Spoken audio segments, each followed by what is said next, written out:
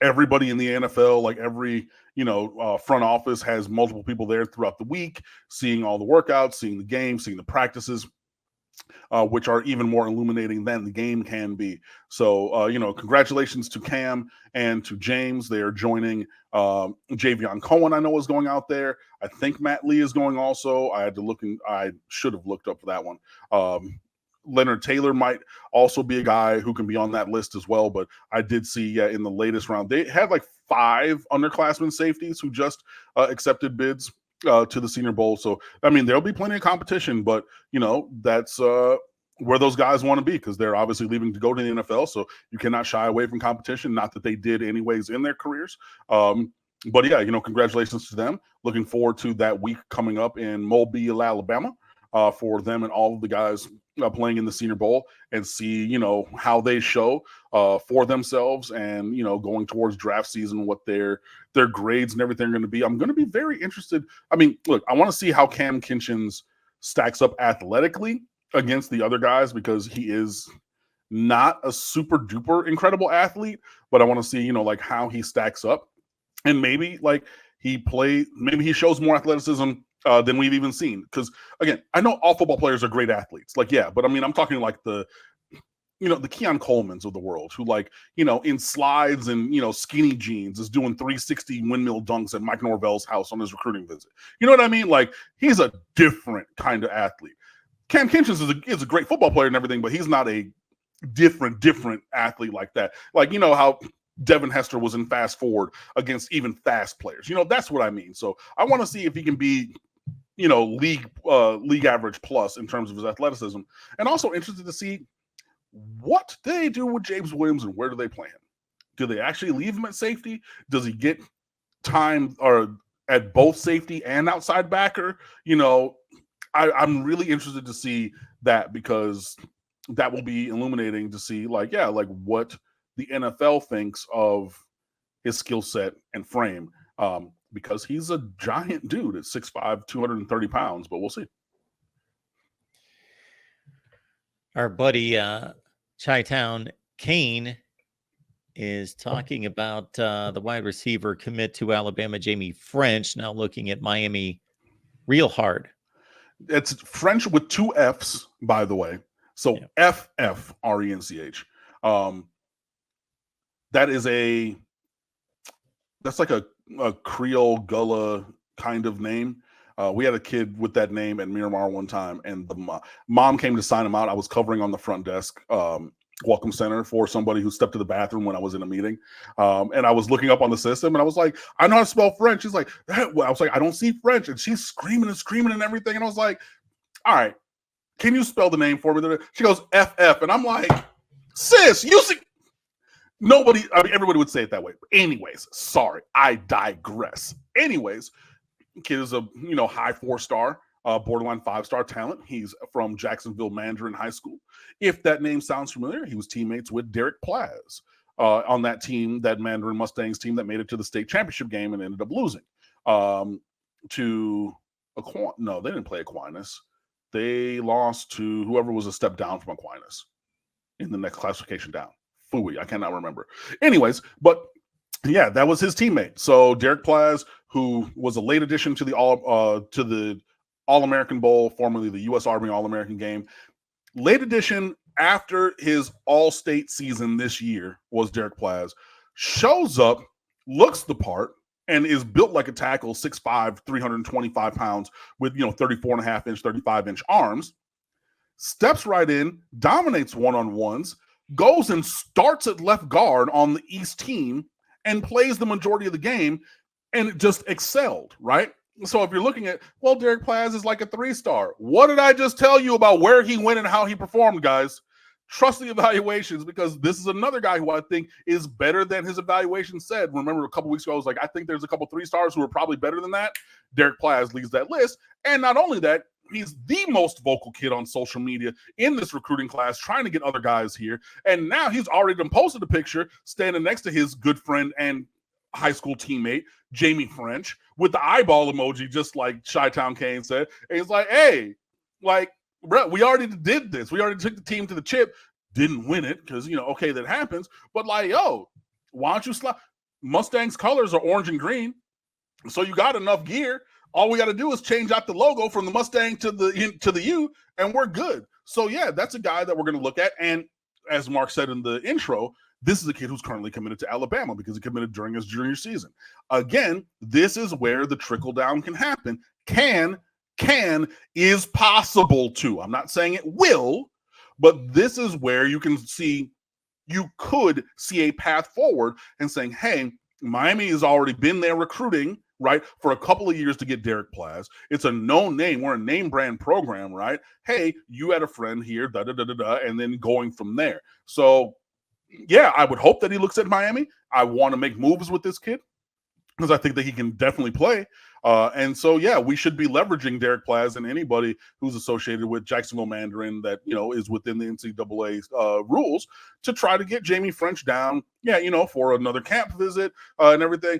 Hey, man, what would be really great for you, Jamie, is understanding the nightlife around Coral Gables in South Miami. So why don't you come on down to campus, right, during your spring break, hang out with your buddy Derek, see what shakes, and go from there. I would even be willing to have that be some of the stuff to get him to leverage in recruiting. But yeah, we should be going after him anyways. But the news of Nick Saban leaving and also having one of his teammates, down on this roster starting on Friday, I believe, is move in for the early enrollees.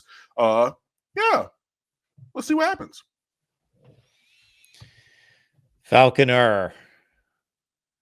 Sucks when guys go NFL. Also, love when guys go NFL. Yeah, you really love it when they hit and they play well. Like a Gregory Rousseau, like a Jalen Phillips. I know that he tore his Achilles this year, but like both of those dudes, they left after 3. Russo actually left after 2 because he didn't play the COVID season. You know what I mean? Well, which really means he only played 1 year actually here. But you know what I mean? Because he redshirted, he played as a redshirt freshman, had all those records, sat out the COVID year, boom. But they go to the league, they play really well. I know it's an older name because he was only a couple years behind me at the U, but Calais Campbell still making plays. You know who started for the San Francisco 49ers?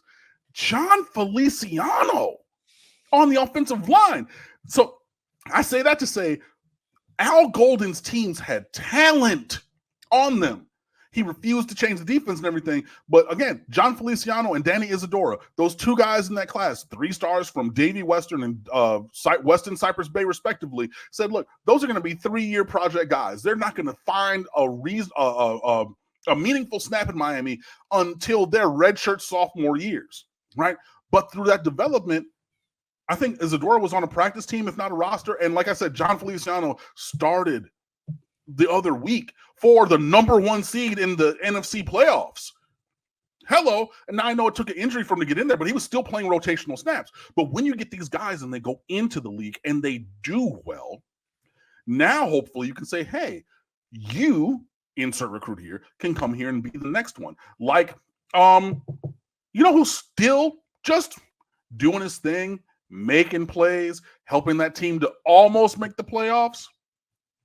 KJ Osborne with the Vikings in my division, because we've won the division 2 years in a row. We didn't win it last year because we stumbled against other non-NFC North teams, but we went 5-1 against the teams in the division. That's winning the division. We went 4-2 against the division this year. I mean, against division competition. It was the other teams that they put us against that like beat our brains in, right? But you're talking 9-3 against the division the last 2 years. Sorry, Lions talk. I digress. But when we played the Vikings in the game where we won the division or cemented the first division win in 30 years, because like he likes to just be on. He likes to play the version of an op all the time.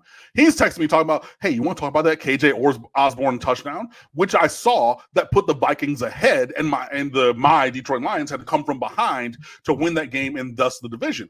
But that's a guy who went to Miami. I know he didn't go to Miami for all 5 years, but that's a guy who came to Miami and then went to the league and is doing numbers. So there are guys around. Yeah, it does hurt the current roster to lose guys to the league, but that has to be part and parcel of the process. We're going to develop you. We're going to get you to the next level. We're going to recruit your replacement. And then we're just going to have that cycle go over and over and over. That's why when people were asking me last week, hey, Cam, what positions are we going to focus on the recruiting front this year? I said offensive line. And I know people said, look, we just brought in another 4 offensive linemen this year. We had the number 1 offensive line class last year. What are you talking about? Those guys are going to be third-year players by the time the 25 recruits hit campus. You want to backfill with elite dudes to look for, is Francis Mauanoa going to come back for his 4th year? Hopefully not. Hopefully he's going to be Penei Sewell and leave and be a top 5 draft pick after 3. You know what I mean? So if that's going to happen, and also that's going to be the end of Markel Bell's eligibility because he's coming from JUCO, the 6'9", 360-pound tackle that we brought in this year. So you really got to look at that because not only are the guys that you recruited in 23 going to be 3 years on and either looking to the NFL to transfer somewhere else to play or otherwise, then you have a guy who's mid-cycle of eligibility like a Markel Bell added on top of that. You got to always be circling back, always be recruiting. So you have to build that in, and it has to be the mentality. We're going to bring in elite guys. We're going to recruit over you. Hopefully we're going to get you to the league, and then that's going to open up a job so the guys go where they're able to play and not have to transfer because Jesus, what team is it? I forget. There's a team that has 2 starting tackles. It's a college football team.